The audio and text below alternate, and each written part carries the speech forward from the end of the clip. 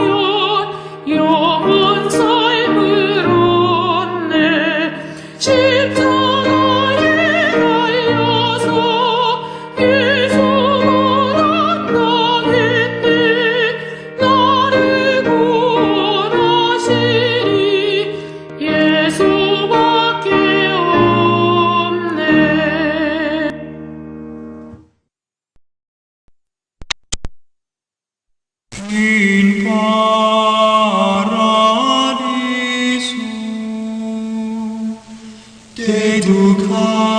dedicante angeli in tuo adventus suscipiante materes et perducante in civitatem sanctam Hierusalem in paradiso.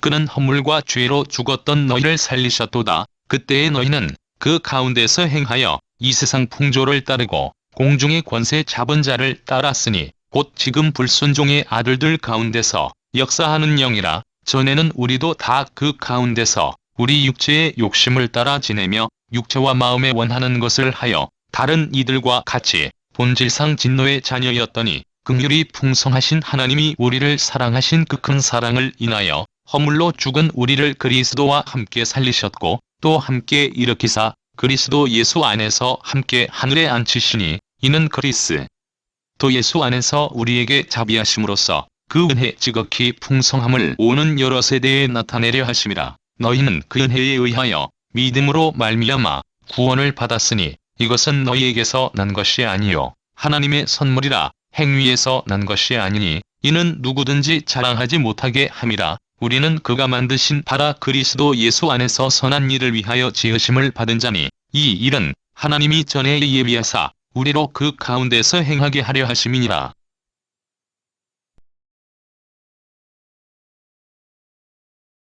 오늘은 그리스도 안에서의 새 삶이라고 하는 제목으로 함께 은혜를 나누고자 합니다.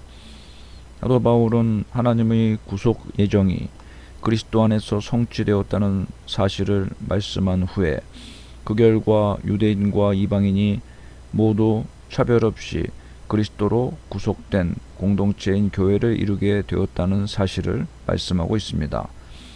특별히 오늘 본문은 영적으로 죽었던, 즉 본질상 진노의 자녀였던 죄인들인 지금의 성도들이 하나님의 은혜로 말미암아 구원을 얻었다는 사실을 말씀하고 있습니다. 본문 1절에는 그는 허물과 죄로 죽었던 너희를 살리셨도다 라고 말씀합니다. 구원을 받아 영원한 삶을 소유하기 이전의 성도들은 모두 허물과 죄로 죽은 상태였음을 말씀하고 있습니다. 여기서 허물이라는 말과 죄라는 말이 나오는데, 허물이라는 말은 떨어지다, 걸려 넘어진다 라는 의미를 가지고 있습니다.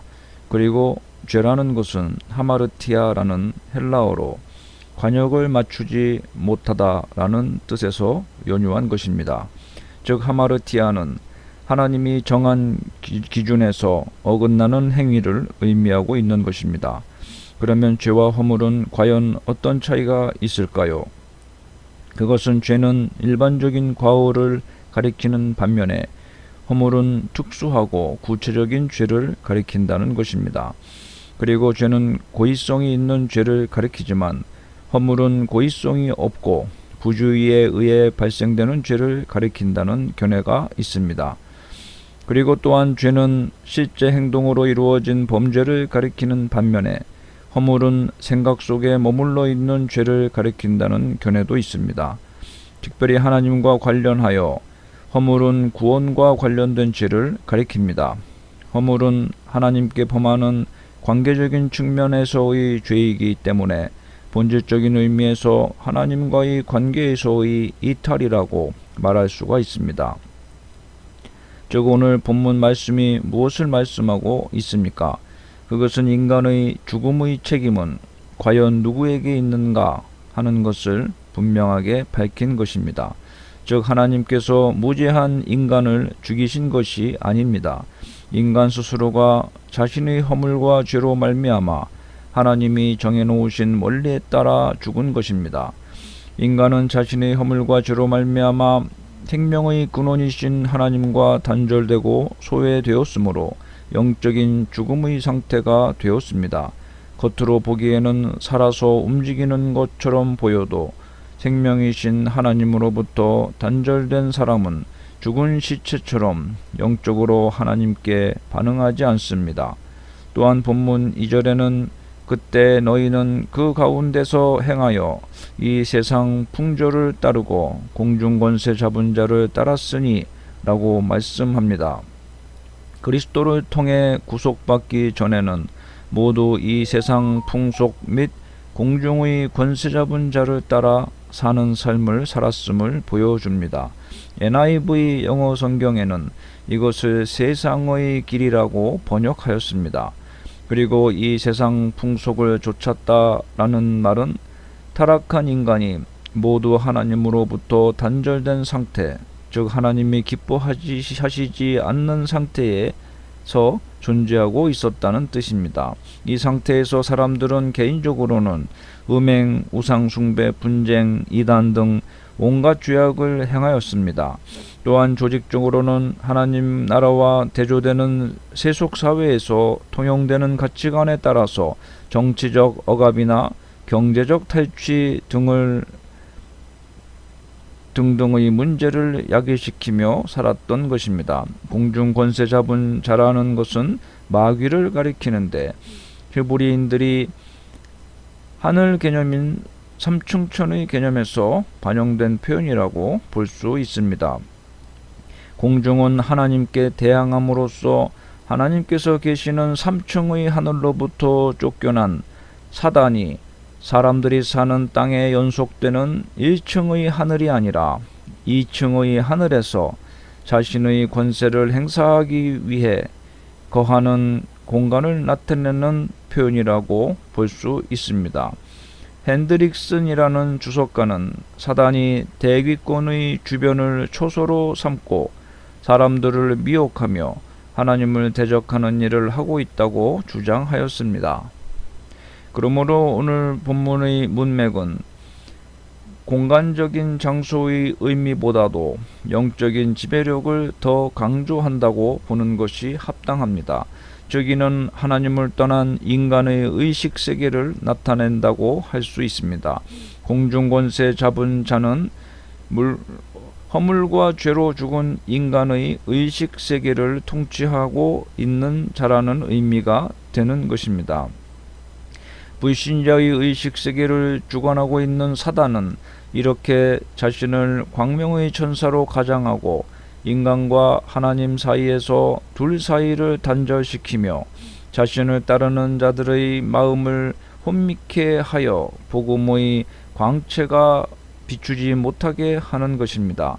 모든 인간은 하나님의 영향력 아래에 있든지 아니면 사단의 영향력 아래에 있든지 둘 중의 하나에 속해 있을 수밖에 없음을 본문은 잘 보여줍니다. 그러나 우리가 여기서 기억해야 할 중요한 사실 중의 하나는 하나님을 떠난 인간에게는 어떤 다른 선이나 진리 또는 구원이 없다는 사실입니다. 그러므로 모든 사람은 하나님의 지배를 받아 영원한 생명을 누리며 살 것인지 사단의 지배를 받아 영원한 죽음의 상태에 그대로 머물러 있을 것인지를 택일해야 하는 것입니다. 또 육체의 욕심을 따라 살았다고 말씀합니다. 성에 대한 욕구나 음식을 취하고자 하는 식욕 자체는 하나님께서 주신 가치 중립적인 욕구이지만 이것이 절제되지 않고 자기의 이기적 욕구대로 무제한 쪽으로 행해진다면 즉 음식에 대한 욕망이 폭식의 모습으로 드러나고 성에 대한 욕망이 정욕이 된다면 그 욕구는 심각한 죄의 문제가 될 수 있습니다. 이러한 열매들은 곧 음행과 더러운 것과 호색과 우상 숭배와 술수와 원수 맺는 것과 분쟁과 시기와 분냉과 당짓는 것과 불리함과 이단과 투기와 술 취함과 방탕함과 또 그와 같은 종류의 것들이라고 갈라디아서 5장에 말씀하고 있습니다. 이러므로 이러한 열매를 맺는 인간은 하나님의 나라를 유업으로 받지 못하는 것입니다. 본문 3절에는 다른 이들과 같이 본질상 진노의 자녀이었더라고 말씀하고 있습니다. 하나님의 진노를 받는 상태에 있음을 말씀하고 있는 것입니다. 즉 유대인이나 이방인이라는 혈통이 태어날 때부터 정해져 있는 것처럼 인간 존재 자체가 아담 안에서 하나님께 불순종하였으므로 사람은 본래적으로 하나님의 진노 아래 놓여 있다는 의미입니다. 로마서 5장에는 이와 같이 모든 사람이 죄를 지었으므로 사망이 모든 사람에게 이르렀느니라고 말씀하였습니다. 본문 5절에는 너희는 은혜로 구원을 받은 것이라고 강조하고 있습니다. 우리가 그리스도를 영접하였을 때 우리의 죄로 말미암아 끊어졌던 하나님과의 관계가 이미 회복되었고 또한 앞으로 그리스도의 재림과 심판으로 말미암아 우리의 영화가 이루어질 때 우리와 하나님과의 관계는 완전한 단계로 나아갈 것입니다. 이러한 관계적 의미에서 우리의 구원은 이미 얻은 것이고 또한 동시에 앞으로 완성될 것입니다. 은혜로 얻었다는 것은 무슨 의미입니까? 이는 죄인의 구원이 은혜를 통하여 이루어진다는 사실을 나타냅니다. 하나님이 죄인을 구원하실 때 그 죄인의 구원이 그의 행실과 결단에 좌우되지 않는다는 것을 의미하는 것입니다. 은혜, 즉 카리스라는 개념 자체가 인간에 대해 가지시는 기쁨으로 말미암아 그들의 상태와 무관하게 무조건적으로 거저 주시는 하나님의 넘치는 호의를 일컫기 때문입니다. 여기에는 인간 자신의 행위가 끼어들 여지가 전혀 없는 것입니다. 본문 6절에는 또 함께 일으키사 그리스도 예수 안에서 함께 하늘에 앉히시니 라고 말씀하며 함께라는 전치사가 2번이 나옵니다. 이것은 쉰이라는 말인데 예수님께서 십자가를 지시기 바로 직전에 드렸던 제사장적인 기도에서도 이러한 연합, 그리스도와의 연합의 사상이 발견됩니다. 예수님께서는 이 기도에서 당신의 구속사역이 자신과 하나님이 하나 된 것처럼 자신과 성도들을 하나 되게 하기 위한 것임을 밝히 드러내셨습니다.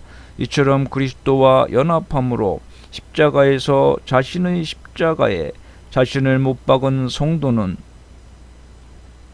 부활과 승천 및 하늘 보좌를 차지하는 영광스러운 존재가 될 것을 본문은 나타내고 있습니다. 계속되는 모든 세대들과 재림 이후에 존속하게 될 영원한 모든 세대들은 이러한 하나님의 은혜가 얼마나 풍성한지를 직접 두 눈으로 보게 될 것입니다. 그러므로 이 악하고 어그러지고 거스르는 세대는 구원받은 교회를 목도하면서 하나님의 긍휼히 여기신 은혜를 부인할 수 없게 될 것입니다.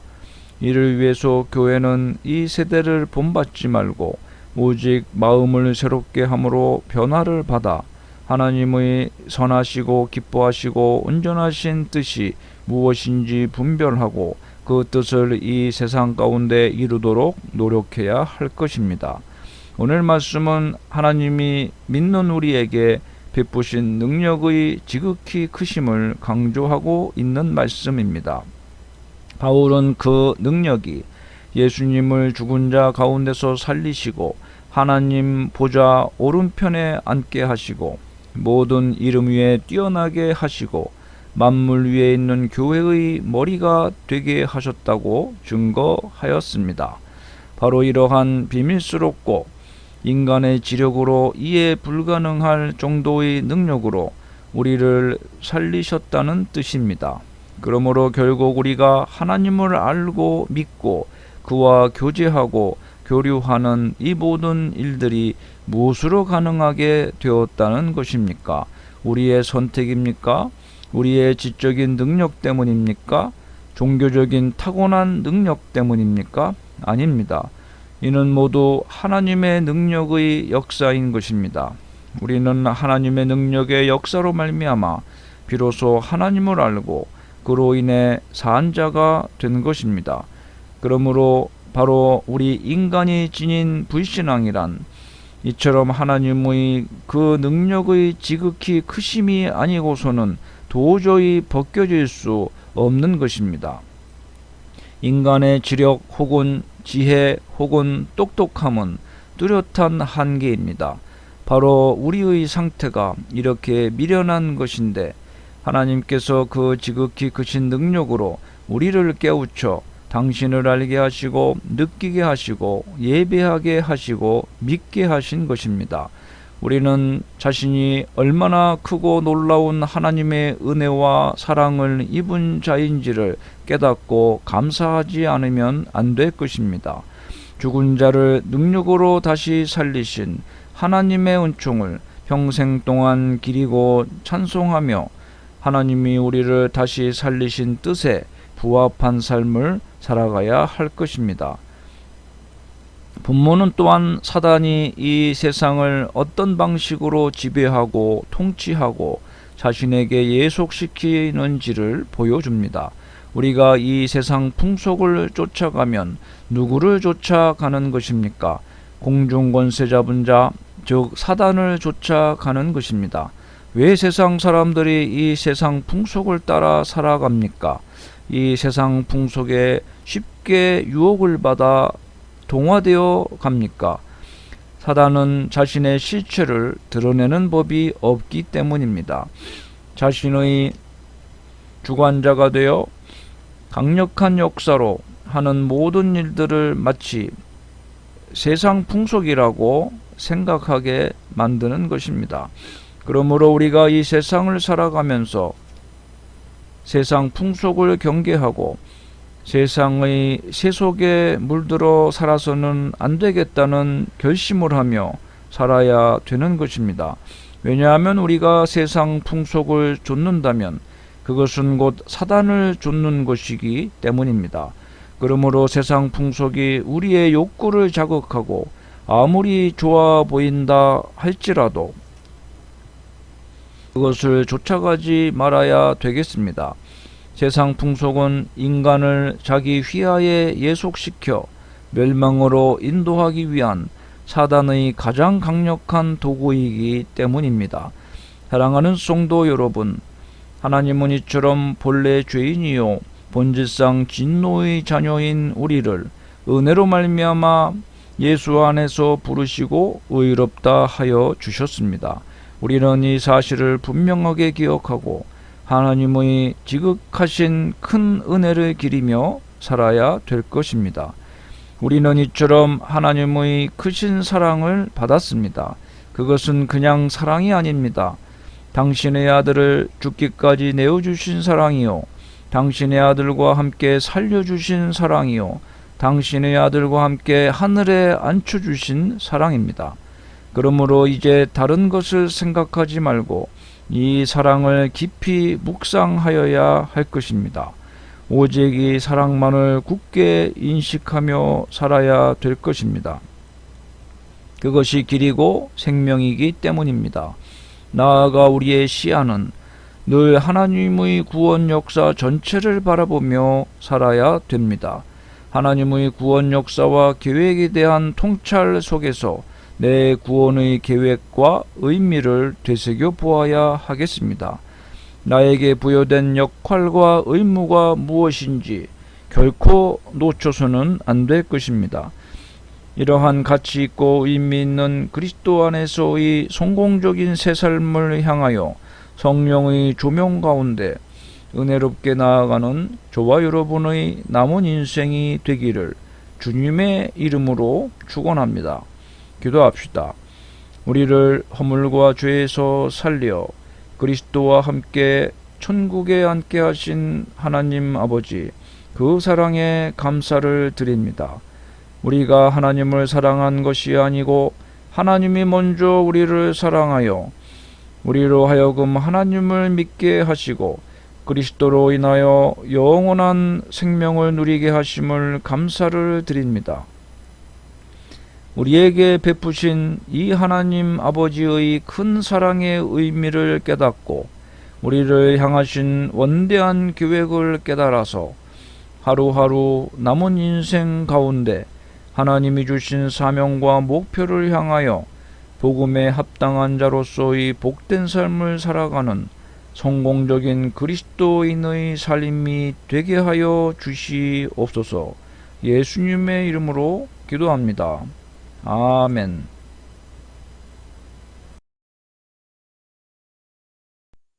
(305장) 나 같은 죄인 살리신.